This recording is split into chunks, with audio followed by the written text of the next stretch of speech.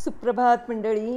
मी नीलिमा पटवर्धन आणि आपण सध्या वाचत आहोत श्यामची आई हे साने गुरुजी लिखित पुस्तक. कालच्या भागात आपण बघितलं की श्याम आणि त्याची आई तामस तीर्थावरती गेले.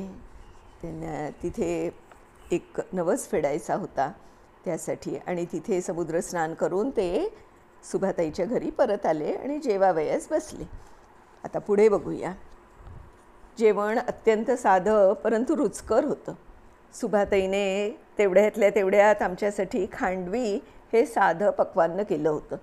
नारळाचा अंगरस काढला होता, नारळाची चटणी होती, प्रत्येक पदार्थाला नारळाने रुची आली होती.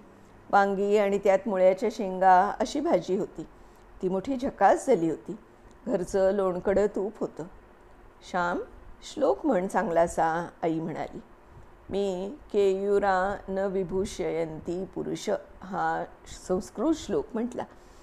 सुभाताईच्या यजमानास माझा श्लोक फार आवडला. इंग्रजी शाळेत जातोस तरी श्लोक म्हणाव्यास लाजत नाहीस वाटतं. अलीकडच्या मुलांना 4 श्लोकही चांगले पाठ येत नाहीत. तुझा नंबर कितवा आहे श्याम? त्यांनी मला विचारलं. 2रा, मी सांगितलं. वा, चांगला हुशार दिसतोस, ते म्हणाले. सुभाताईचा मुलगा 5 वर्षांचा होता आणि मुलगी 2-2.5 वर्षांची होती. मुलगा मधू वडिलांच्या जवळ बसला होता. त्यानेही एक चांगला श्लोक म्हणून दाखवला. श्याम, खांडवी घे हो आणखी, लाजूबिजू नकोस, सुभाताई म्हणाली. श्याम मुळी साऱ्या जगाचा भिडस्त. येथे नको हो लाजायला श्याम, आई हसत म्हणाली. माझी आईही जेवावयास बसली होती. सुभाताई तिला प्रेमानं म्हणाली, वहिनी तू आपली सावकाश जेव, त्यांना जाऊ दे उठून. साऱ्यांची जेवणं झाली.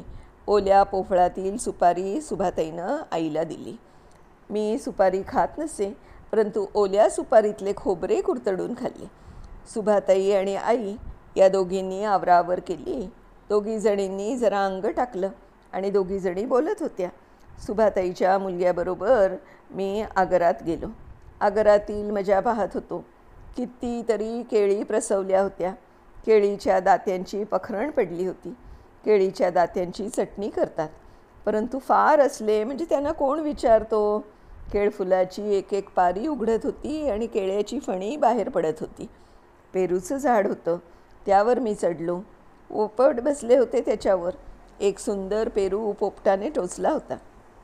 आम्ही तो पाडला आणि खाल्ला. इतक्यात सुभाताईनं हाक मारली म्हणून मी घरात गेलो आणि मधूही पाठोपाठ धावत आला. श्याम, त्या पपनशीवर 2-3 पपनसे आहेत, ती तोडून आण.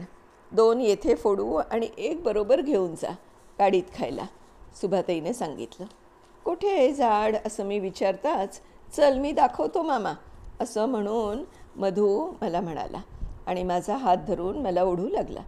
पपनशीच्या झाडावर पिवळी पिवळी नारळाच्या सुखडी एवढी पपनसे लटकलेली होती.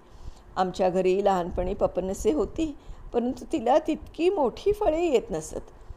मी झाडावर चढून 2-3 पपनसे पाडली. पपनसे घेऊन आम्ही घरात गेलो. मी अशी सूचना केली की रानात देवाला जावयाचे आहे, तेथेच पपनसे फोडावी, रानात मजा येईल.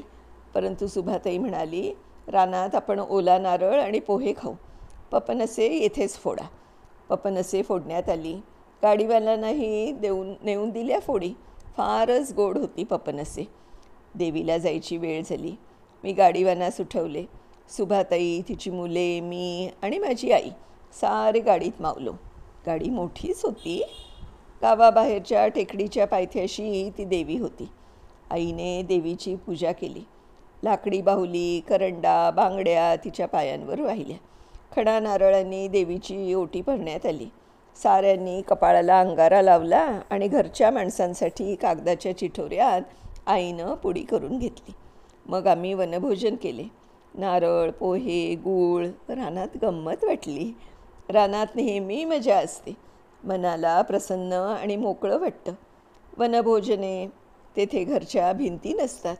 विशाल सृष्टीच्या विशाल घरात आपण असतो. तेथे संकुचितपणा नाहीसा झालेला असतो. देवीच्या पाया पडून आम्ही घरी गेलो. आम्हाला आता परत दापोलीस जावयाचं होतं. दापोलीहून रात्री बैलगाडीनं आई परत पालगडला जाणार होती. आम्ही तयारी केली. मी सुभाताईला आणि तिच्या यजमानांना नमस्कार केला. तू दापोलीस जवळच आहेस, एखाद्या रविवारी यावं. घरी पालगडास इतके लांब जावयाचे तर येथे येत जा. ऐकलेस ना श्याम, सुभाताई म्हणाली. तिचे यजमान म्हणले, श्याम येत जा रे, आम्ही काही परकी नाही. अरे गेले आल्याशिवाय ओळख तरी कशी होणार. ये हो. मी हो म्हटले. आम्ही देवाच्या पाया पडलो. देवांना सुपारी ठेवली. सुभाताईने पोफळे, 2 शहाळी, 1 मोहाचा नारळ घरी नेण्यासाठी बरोबर बांधून दिली. पपनसेही घेतली 2. सुभे येते हो, आई म्हणाली. आई निरोप मागू लागली. वहिनी आता पुन्हा ग केव्हा भेटशील, सुभाताईनं भरल्या मनानं म्हणाली. आई म्हणाली, सुभे देवाला माहीत केव्हा भेटू ते. 12 वर्षांनी मी आज पालगड सोडून क्षणभर बाहेर पडले. जायचे तरी कोठे. येऊन जाऊन माझे 2 भाऊ पुण्या मुंबईकडे आहेत, त्यांच्याकडे गेले तर. पण त्यांचे संसार आहेत, त्यांना बहिणीची आठवण कुठे येत असेल एवढी. सुभे गेली 5 वर्ष सारखा हिवताप लागला आहे पाठीस. ताप आला की पडावं अंथरुणावर. घाम येऊन ताप निघाला की उठावं कामाला. घरात तरी दुसरं कोण आहे. गरिबाला दुखणी येऊ नयेत हो, पापच ते. जिभेला चव मुळी कशी ती नसते. आल्याचा तुकडा आणि लिंबाची फोड घेऊन कसं तरी 2 घास घशाखाली ढकलायचे. असो, देवाची इच्छा. आपण माणसं तरी काय करणार. दुसरं तर आला भोग तो भोगावा, आलेला दिवस दवडावा. हे सांगायचं तरी कोणाला, कोणाजवळ दुःख उगाळायचं. इतक्या वर्षांनी तू भेटलीस, तुझा प्रेमळ स्वभाव म्हणून बोलावंसं वाटलं. माझ्या मुलीसारखीच हो तू. चंद्रीनी तू खेळत असा, तुला न्हायला घातलं आहे, तुला लहानपणी परकर शिवले आहेत. माझीच तू म्हणून बोलते. जरा दुःख हलकं होतं, बरं वाटतं. जगात आपल्या दुःखानं दुसरा दुःखी होतो हे पाहून जरा बरं वाटतं. पण मी कोणाजवळ बोलत नाही. एक देवाजवळ सांगावं, बोलावं असं म्हणता म्हणता आईच्या डोळ्यांना पाणी आलं आणि सुभाताईने डोळ्यांना पदर लावला. वहिनी आमच्या मधूच्या मुंजीत ये हो आता. वहिनी श्याम वगैरे मोठे होतील, मग नाही हो ते काही कमी पडू देणार. मुले आपली तुझी चांगली आहेत, हीच देवाची देणगी, सुभाताई म्हणाली. आई म्हणाली, हो तेवढं सुख आहे. श्याम सुट्टीत घरी आला की माझं सारं काम करू लागतो आणि शाळेतही हुशार आहे म्हणतात. देव करील ते खरे. बरं येते हो. असं बोलल्यावर आईनं सुभाताईच्या मुलांच्या हातात 1-1 रुपया दिला. आणलेला खण सुभाताईला दिला. वहिनी रुपया कशाला, सुभाताई म्हणाली. राहू दे ग, मी आता पुन्हा त्यांना कधी भेटेन. सुभे तुझी वहिनी आता श्रीमंत नाही. असू दे हो तो रुपया. असं म्हणून मुलांच्या पाठीवरून हात फिरवून आई निघाली. आम्ही गाडीत बसलो. माय लेकरं पुन्हा गाडीत बसली. गाडी निघाली. बैलांना परत घरी जावायचं असल्याने ते जलद चालत होते. परंतु आता चढाव होता, येताना उतार होता. बैलांना हळूहळूच जाणं प्राप्त होतं. गाव सुटला आणि गाडी नीट रस्त्याला लागली. सायंकाळ होत आली होती. सारा समुद्रच तामसतीर्थ झाला होता. फार सुंदर देखावा. सूर्य अस्तास जात होता. त्याच्याकडे डोळे पाहू शकत होते. तो आता लाल गोळा दिसत होता. समुद्र त्या दमल्या भागलेल्या सूर्याला सहस्र तरंगांनी स्नान घालावयास उत्सुक होता. बुडाला, सूर्य बुडाला. तो लाल गोळा समुद्रात पडला. त्यावेळेस हिरवे निळे दिसले.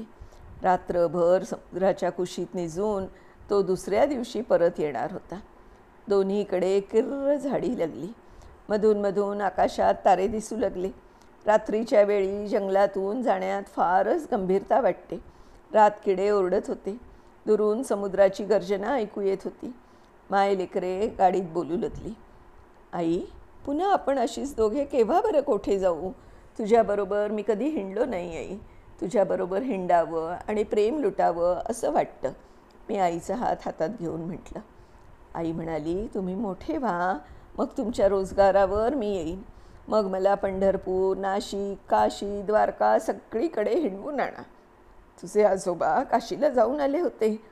हे सुद्धा नाशिक, पंढरपूरला जाऊन आले आहेत. परंतु मी कोठे जाणार आणि कोण नेणार. अंगणातल्या तुळशीजवळच माझी काशी आणि माझं पंढरपूर. आपल्यात म्हण आहे ना, काशी सजावे नित्य वदावे, यात्रेच्या त्या पुण्या घावे.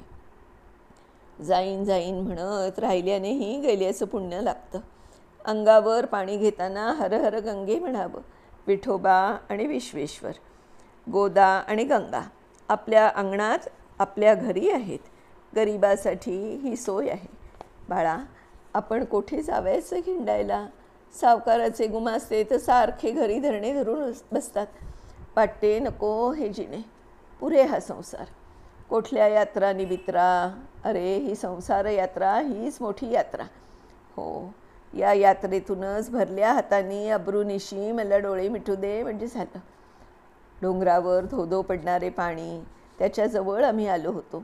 आईच्या डोळ्यातूनही शांत प्रवाह होता, गालावर घळघळत होता. त्या पवित्र गंगा यमुना मी माझ्या माथ्यावर घेतल्या. मी माझे तोंड आईच्या पदरात घुसवले. आई, तू मला हवीस. आम्हाला तुझ्याशिवाय कोण? खरंच कोण? मी तुझ्यासाठी शिकतो. तू नाहीस तर कोणासाठी शिकावयाचं, कोणासाठी जगावयाचं? आई, तुला देव नाही हो नेणार.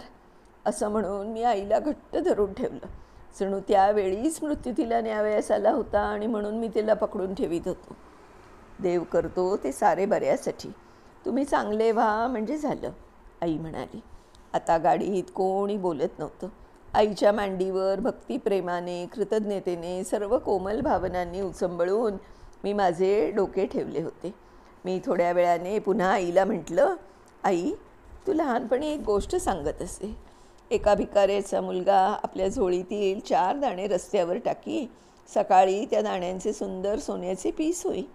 आई, आपलंही तसंच सारं चांगलं होईल, नाही का गं? आपले दारिद्र्य जाईल, चांगले दिवस येतील. श्याम, देवाला काय अशक्य आहे? तो रात्रीचा दिवस करतो, विषाचे अमृत करतो. सुदाम्याला देवाने सोन्याची नगरी नाही का दिली? परंतु आपण साधी संसाराची माणसं, आपली कोठे तेवढी लायकी आहे? आई म्हणाली. आई, देवाची कृपा नेहमीच असते, होय ना? गरिबी आली, अपमान झाले, हाल अपेष्टा भोगाव्या लागल्या, तरी तीही कृपाच असं म्हणतात. ते खरं का गं? मी प्रश्न विचारला. बाळ, तुझ्या अडाणी आईला नाही रे हे समजत सारे. देव जे जे करतो ते बऱ्यासाठी, एवढे मात्र एक मला माहीत आहे. मी तुला लहानपणी मारलं ते तुझ्या बऱ्यासाठी ना. मग माझ्याहून कितीतरी पटींनी देव दयाळू आहे. त्याच्यावर विश्वास ठेवावा. विषाचा पेला देवो, अमृताचा देवो, त्याच्यावर श्रद्धा असावी. आई जणू श्रद्धोपनिषदच गाऊन राहिली होती. एकदम माझे लक्ष समोर गेले. वाघ, आई, वाघ, मी घाबऱ्या म्हटलं. काय तेजस्वी डोळे आणि भव्य भेसूर मुद्रा, काय ती ऐट. उजवीकडच्या जंगलातून डावीकडच्या जंगलात तो शिरला. रंगभूमीवर नट येतो आणि जातो. तसेच त्यानं केलं. मायलेकरांच्या प्रेमाच्या गोष्टी ऐकायला का तो आला होता? देवाची करुणा पटवून द्यावयाला का तो आला होता? माझ्या आईवर पशुपक्षी प्रेम करीत, गाई गुरे मांजरे प्रेम करीत. मांजराची गोष्ट मी शेवटी सांगणार आहे. मांजर म्हणजे वाघाची मावशी. माझ्या आईवर मांजर प्रेम करी, मग वाघ का नाही करणार? तो माझ्या आईचं दर्शन घ्यावयास आला होता. क्रूरपणा दूर ठेवून नम्रपणे वंदन करावयास तो आला होता. हळूहळू दापोली गाव आलं. दूरचे दिवे लुकलुक दिसू लागले. रात्री 9 वाजता आम्ही घरी येऊन पोचलो. आई त्याच रात्री पालगडास गेली नाही, दुसऱ्या दिवशी गेली. मित्रांनो, तो दिवस आणि ती रात्र माझ्या जीवनात अमर झाली आहे.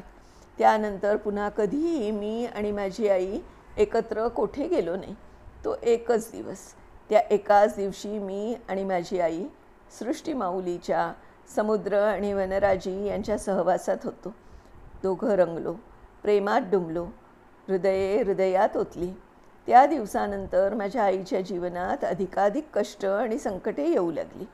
देव माझ्या आईच्या जीविताचे सोने, अस्सल 100 नमरी सोने करू पाहत होता आणि प्रखर भट्टीत तो तिला घालू लागला. गड्यानो, माझी आई म्हणजे शापभ्रष्ट देवताच होती जणू. असं सांगून श्याम एकदम उठून गेला. सारे स्तब्ध बसले होते. थोड्या वेळाने मंडळी भानावर आली आणि आपापल्या घरी भरल्या अंतःकरणानं गेली. मंडळी, आज ही 31व्या रात्रीची गोष्ट इथे संपतीये. 32वी रात्र आणि तिची जी गोष्ट आहे ती आपण उद्या वाचणार आहोत. तोपर्यंत बाय बाय मित्रांनो.